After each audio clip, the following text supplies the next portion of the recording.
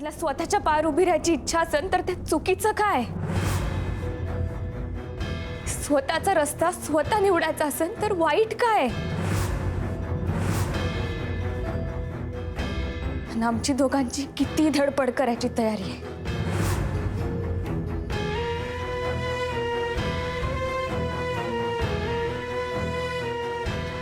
दादा सॉरी. हे बघा, मी तुमच्या इच्छेविरुद्ध जातोय म्हणून माझ्यावर राग धरू नका.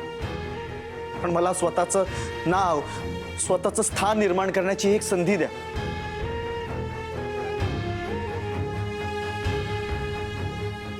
आजपर्यंत मी खूप संघर्ष करून इथपर्यंत आलोय.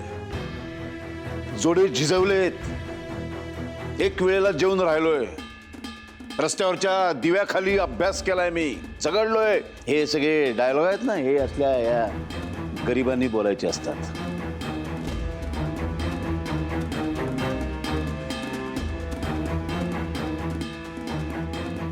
तोंडामध्ये सोन्याचा चमचा घेऊन जन्माला आलेल्या तुझ्यासारख्या मुलांनी नाही, आपण फक्त राज्य करायचं. हे बघा दादा, अच्छा, तरी सुद्धा तुला हा सगळा संघर्ष, त्याग करायचाच आहे का?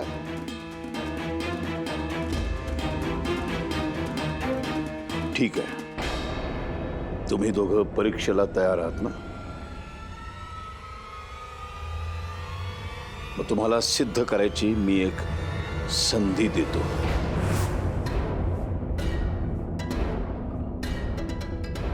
पण त्याच्या बदल्यात तुम्ही काय देणार मला?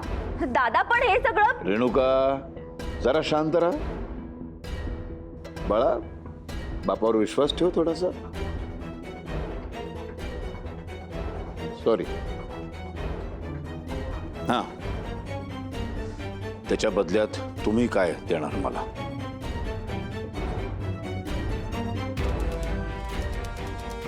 जोपर्यंत हिला मी या घरची सून म्हणून मान्य करत नाही, तोपर्यंत तुम्ही दोघांनी एकत्र राहायचं नाही.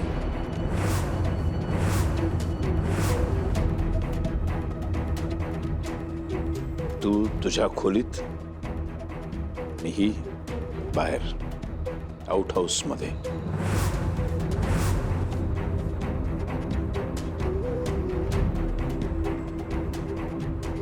अहो दादा, काय बोलताय तुम्ही? हे कसं शक्य आहे? का? संघर्ष करायला तयार होतस ना? संपला संघर्ष लगेच? पण दादा, तुम्ही आम्हा दोघांना वेगळं करताय. मग काय फरक पडतो? थोडे दिवस वेगळे राहिला तर काय काय फरक काय पडणार? आणि संघर्ष करायला तयार आहेस ना तू?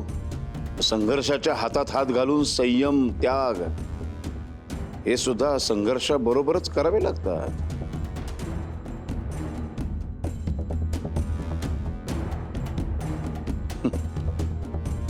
नाही जमणार रे तुम्हाला. बोलणारी माणसं असतात ना, ती प्रत्यक्ष कृती करायची वेळ आली की अशीच नांगी टाकतात.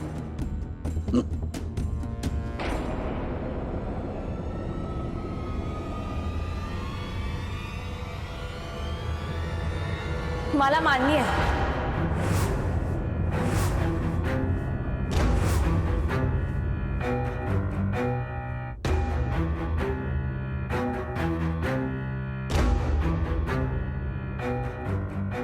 मुक्ता, काय बोलतेस तू?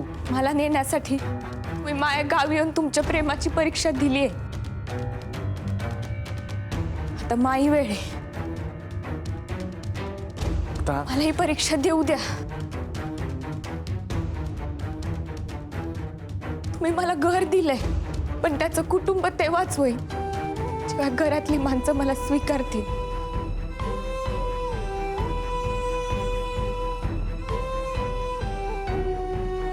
मी कोणत्याही परीक्षेला सामोरी जायला तयार आहे.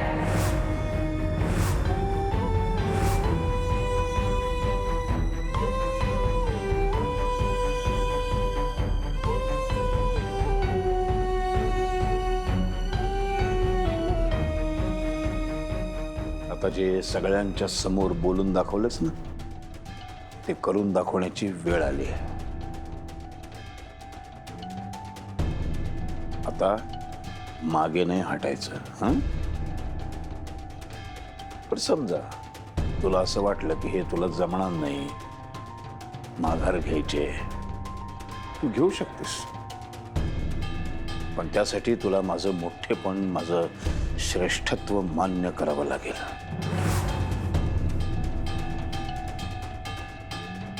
माझ्या पायावरती लोळण घेऊन, माझे पाय धरून माझी क्षमा याचना करावी लागेल. मग तू माघार घेऊ शकतेस.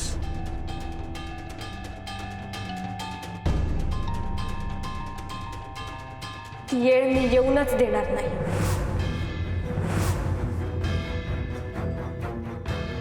मुक्ता, तू यांची अट का मान्य केलीस?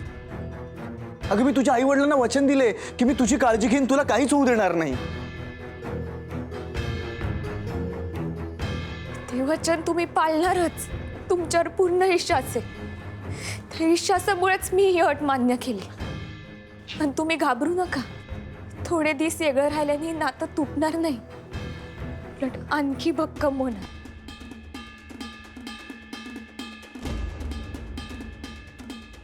लय तापून चला कोणी नातं बनलंय. आता ते कोणीच तोडू शकणार नाही.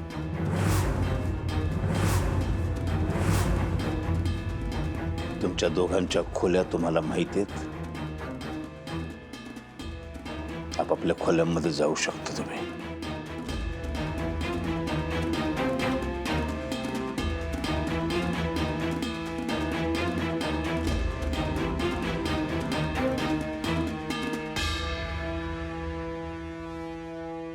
थांब. असून आई समोर कशी आली नाही कळत नाही.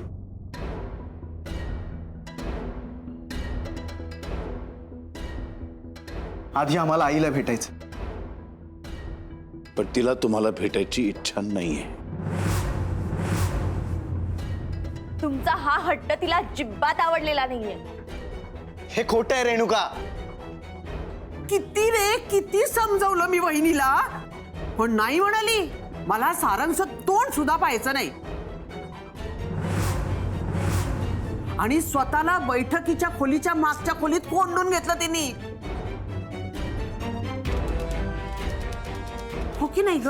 हा? हो नाही म्हणजे माझं तसं काही नाहीये, पण बहिणींना तुला भेटायची इच्छाच नाहीये.